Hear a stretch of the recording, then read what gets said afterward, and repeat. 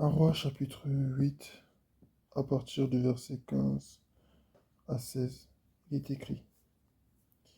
Il dit, béni soit l'Éternel, le Dieu d'Israël, qui de sa bouche a parlé à mon père David, et qui accomplit par sa puissance ce qu'il avait déclaré. Il avait dit, depuis le jour où j'ai fait partir d'Égypte mon peuple Israël, je n'ai pas choisi de ville parmi toutes les tribus d'Israël pour qu'on y construise une maison où réside mon nom. Mais j'ai choisi David pour qu'il règne sur mon peuple Israël. Amen. Ici, ce qui m'a marqué, c'est que Salomon rappelle au Seigneur, en cas il rappelle au peuple que ce que Dieu avait dit, il l'a fait. Amen. Dieu avait dit à David que ce n'est pas lui qui allait construire le temple de Dieu, la maison de Dieu, parce que c'était un homme de sang, c'était un homme de guerre. Et Dieu lui a dit que c'est l'être son fils qui allait le faire. Et c'est ce qui est en train de se passer. Parce que là, on est dans le contexte même de l'inauguration du temple de Dieu. Et ici, Salomon est en train de rappeler ce que Dieu a dit. Il a dit, béni soit l'Éternel, le Dieu d'Israël, qui de sa bouche a parlé à mon père David, et qui a accompli par sa puissance ce qu'il avait déclaré. De sa bouche, il avait parlé, il avait promis, il avait dit des choses, et par sa puissance, il a réalisé. Nous connaissons le verset qui dit que la parole de l'Éternel ne retourne pas à lui sans avoir accompli ce pourquoi elle a été prononcée. Tout ce que Dieu dit, il le fait. Tout ce que Dieu dit, il le fait. Dieu, c'est pas un charlatan. Dieu, c'est pas un diseur de bonnes aventures. Dieu n'est pas un menteur. Amen. S'il a dit qu'il va faire quelque chose, personne ne lui a obligé à le dire. Personne n'a écrit ça sur un papier pour dire dis ça, et puis dis ça. Non. Il est Dieu. Et quand il dit les choses, c'est en connaissance de cause qu'il le dit. Il a conscience de toutes les réalités, il a conscience de toutes les oppositions que nous sommes susceptibles de rencontrer sur notre chemin. Et puis il nous a fait la promesse quand même. Donc s'il l'a dit, c'est qu'il va le faire. Et même, on peut considérer même que c'est déjà fait. Amen. Donc, je t'encourage, je m'encourage, je nous encourage tous ce matin à placer notre foi en celui qui a fait la promesse. Car celui qui a fait la promesse est fidèle pour l'accomplir. S'il l'a dit. S'il ne l'avait pas dit, et puis on pensait qu'il l'avait dit, c'est autre chose. Parce qu'il y a des gens aussi qui aiment s'imaginer des choses. Ils ont des motivations, comme celle qu'on a regardée hier. Elle dit, elle a fléchi genou pour que Dieu donne le mari. Au final, c'est un mari des autres qu'elle a voulu prendre. Ça, c'est des gens qui, eux-mêmes, dans leur tête, s'imaginent que Dieu leur parle dans des circonstances ou autres. Ils se donnent l'image d'un Dieu qui n'existe pas. Parce que Dieu n'est pas injuste. Amen. Mais si on parle du Dieu lui-même, qui a choisi lui-même volontairement de faire une promesse à quelqu'un. Et il a fait cette promesse. Et cette promesse, il l'a réalisée. Il a dit à David qu'il allait faire de lui le roi d'Israël. Il l'a fait. Il a dit qu'il ne manquera pas de roi sur son trône. Il l'a fait.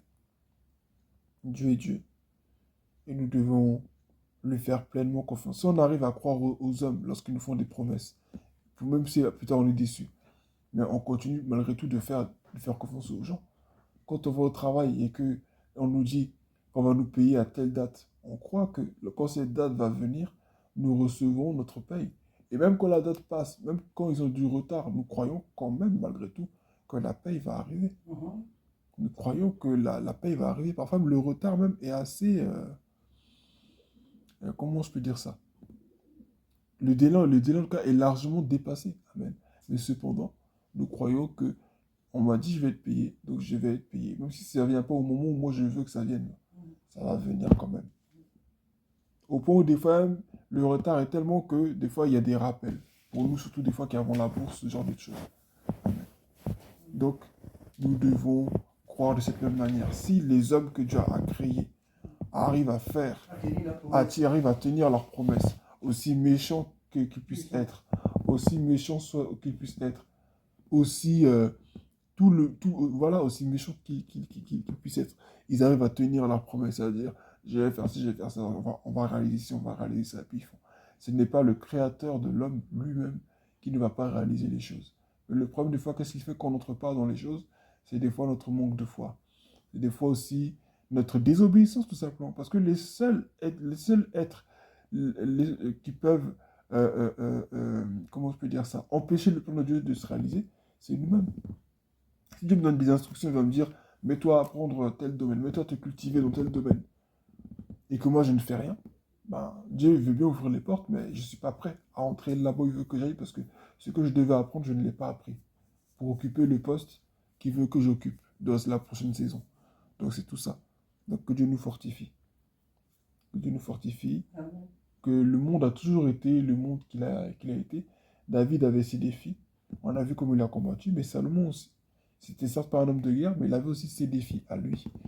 Et tout le monde a eu ses défis dans la vie. Tout le monde a eu des combats. Tout le monde a eu des oppositions. Donc c'est normal que nous aussi nous en ayons, que nous traversions des moments que nous ne comprenons même pas. Mais au fond, lorsque nous regardons la Bible, il n'y a rien de nouveau. Qui n'a jamais eu de moment où il ne comprenait rien? Qui n'a jamais eu d'épreuve? La Bible, des fois, tu t'arrêtes à certains passages avant que Dieu agisse, tu vas dire, mais c'est impossible, qu'est-ce qui va se passer? Comment est-ce que Dieu va opérer? On dit, il y a Goliath. Mais on est foutu.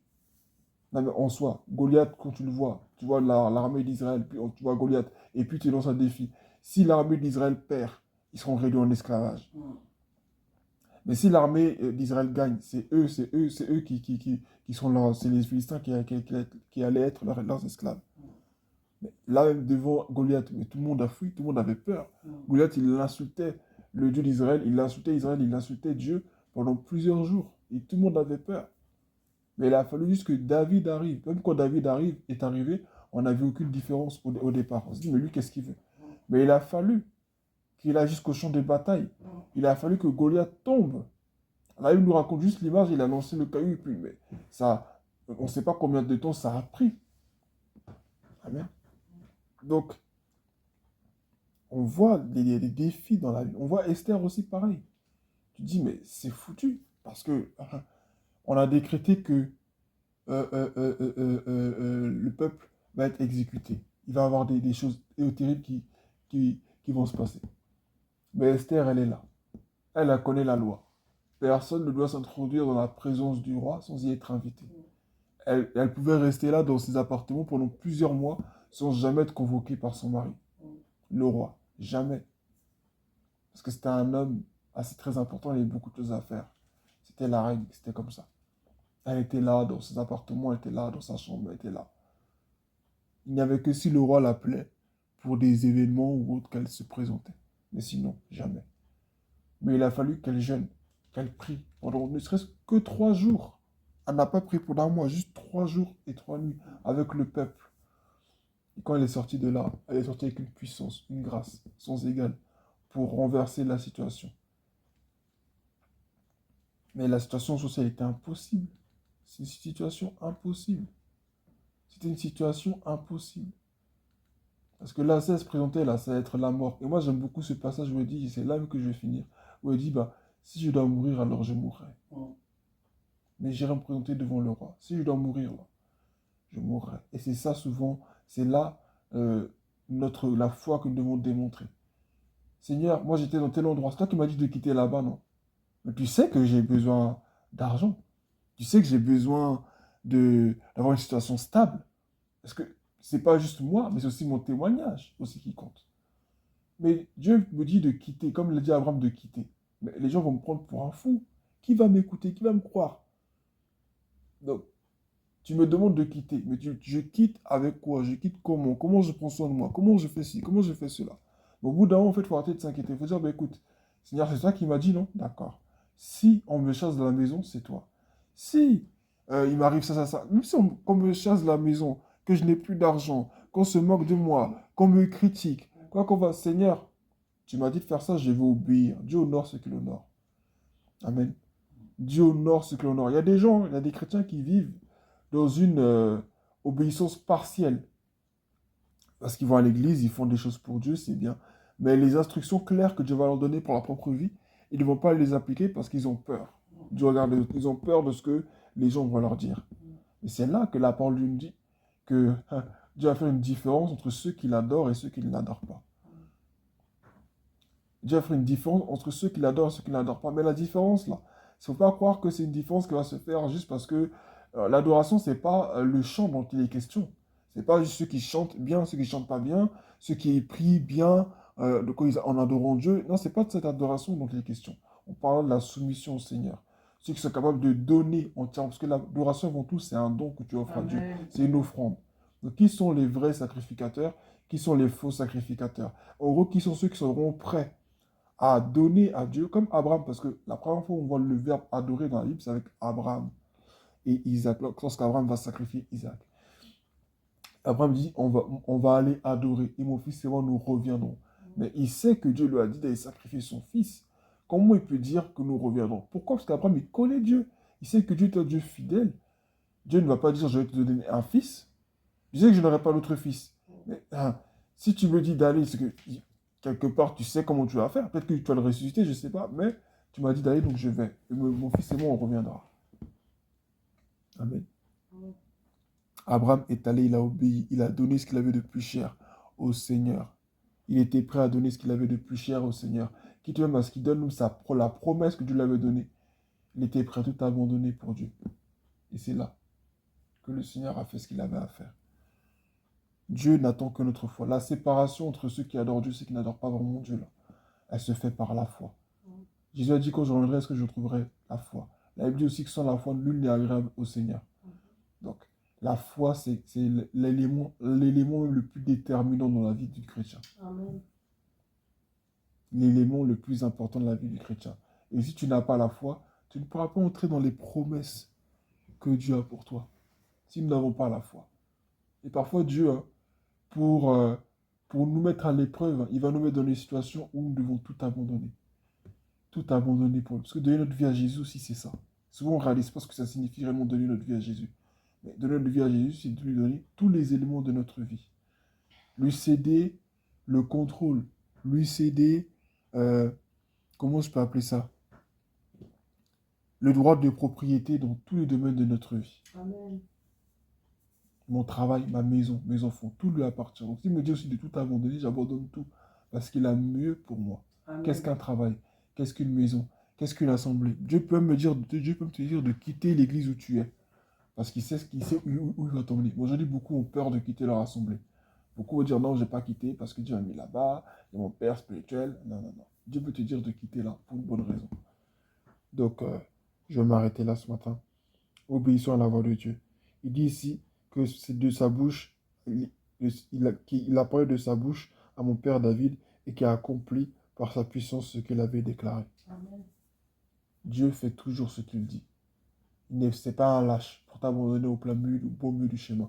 Ce n'est pas un Dieu méchant. Il peut paraître des fois absent, complètement même des fois comme s'il n'agissait même pas, mais pourtant il est bel et bien là. Et c'est dans ces moments de silence-là que ta foi se forge, que ta foi doit s'ancrer en lui, que tu dois démontrer maintenant là, à quel point tu as foi en lui. C'est bien de chanter, c'est bien de prier, c'est bien de dire Alléluia chaque dimanche, c'est bien de faire des prières de foi, de déclarer, de réciter les versets. Mais Dieu maintenant va te mettre maintenant sur le terrain. Et c'est là maintenant que chacun doit démontrer sa foi. C'est bien de crier à l'église. Mais il y a des moments où tu vas te retrouver seul maintenant. Tu vas être sur le terrain. Et quand tu es sur le terrain, il n'y a pas de papa, il n'y a pas de maman, il n'y a pas de mon pasteur, il n'y a pas de mon responsable. C'est entre toi seul et puis Dieu. Et c'est là que tu vas rencontrer non pas le Dieu de ta mère, non pas le Dieu de ton père, non pas le Dieu de ta soeur, de ton pasteur, mais ton Dieu à toi. C'est là que Dieu veut se révéler à toi. Amen. Que le Seigneur soit béni. Dieu veut réaliser de grandes choses. Nous devons écouter sa voix. Pourquoi? Parce que notre Dieu est fidèle. Dieu fait ce qu'il dit. Amen. Amen. Tout ce que Dieu dit s'accomplit. Amen.